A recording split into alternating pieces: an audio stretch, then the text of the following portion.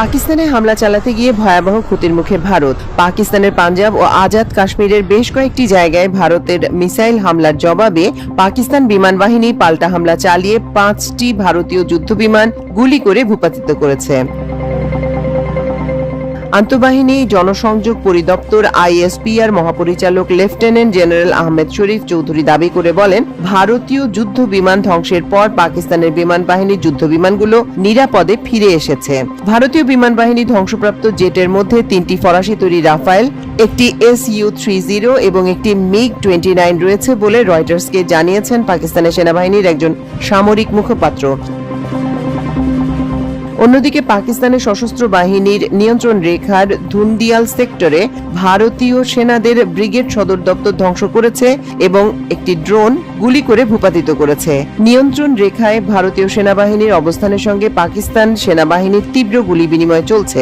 এদিকে ভারতের মিসাইল হামলায় এখন পর্যন্ত 8 জন নিহত ও 35 জন আহত হয়েছে। দেশটির DGFI এর মহাপরিচালক আহমেদ শরীফ চৌধুরী এ তথ্য নিশ্চিত করেছেন। তবে পাকিস্তানের বিমান ভূপাতিত করার দাবি সম্পর্কে ভারতীয় কর্তৃপক্ষ কোনো মন্তব্য করেনি। এসব যুদ্ধ বিমান ধ্বংস হলে তা হবে কয়েক দশকের মধ্যে ভারতীয় সেনাবাহিনীর জন্য সবচেয়ে বড় ক্ষতি, ফলে যুদ্ধ তীব্রতর হওয়ার ঝুঁকি তৈরি করবে। অন্যদিকে কাশ্মীর সীমান্তে ভারত পাকিস্তান উত্তেজনার নতুন মাত্রা পেয়েছে। পাকিস্তানি বাহিনীর পাল্টা গোলাবর্ষণে ভারত নিয়ন্ত্রিত কাশ্মীরে 3 জন ভারতীয় বেসামরিক নাগরিক নিহত হয়েছে। এছাড়া অন্তত 2 জন নারী আহত হয়েছেন, যাদের মধ্যে একজনের অবস্থা আশঙ্কাজনক বলে জানিয়েছে স্থানীয় প্রশাসন। ভারতীয় সেনাবাহিনীর পক্ষ থেকে বুধবার সকালে জানানো হয়, এই গোলাবর্ষণের ঘটনায় 3 জন বেসামরিক নাগরিক নিহত হয়েছে। আহত 2 নারীর মধ্যে একজনকে সামরিক হাসপাতালে স্থানান্তর করা হয়েছে।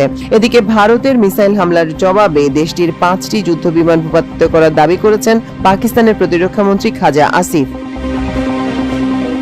মার্কিন সংবাদ মাধ্যম CNN-কে বুধবার এ তথ্য জানান তিনি। এছাড়া কয়েকজন ভারতীয় সেনাকে আটকের দাবিও করেছেন তিনি। খাজা আসিফ জানিয়েছেন, যদি ভারত আগ্রাসী মনোভাব বাদ দেয় তাহলে তারা তাদের সঙ্গে আলোচনায় বসবেন, কিন্তু ভারত যদি আগ্রাসী কিছু করে তাহলে তারা অবশ্যই জবাব দেবেন। খাজা আসিফ বলেন, যদি এসব শত্রুতাপূর্ণ কর্মকাণ্ড বন্ধ হয় আমরা অবশ্যই ভারতের সঙ্গে কথা বলবো।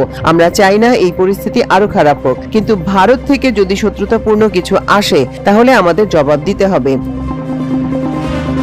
যুদ্ধবিমানকে লক্ষ্যবস্তুতে পরিণত করার পাশাপাশি ভারতীয় সেনাবাহিনীর ব্রিগেড সদর দপ্তরে হামলা চালিয়েছে পাকিস্তান। মঙ্গলবার মধ্যরাতে পাকিস্তানের একাধিক জায়গায় মিসাইল ছোড়ে ভারত। এর জবাবে তাৎক্ষণিকভাবে নয়াদিল্লির বিরুদ্ধে পাল্টা হামলা চালানো শুরু করে ইসলামাবাদ। দেশটির নিরাপত্তা বাহিনীর একটি সূত্র সরকারি টিভি চ্যানেল PTV-কে জানিয়েছে, ভারতীয় সেনাদের ব্রিগেড সদর দপ্তরে হামলা চালিয়ে এটি ধ্বংস করা হয়েছে।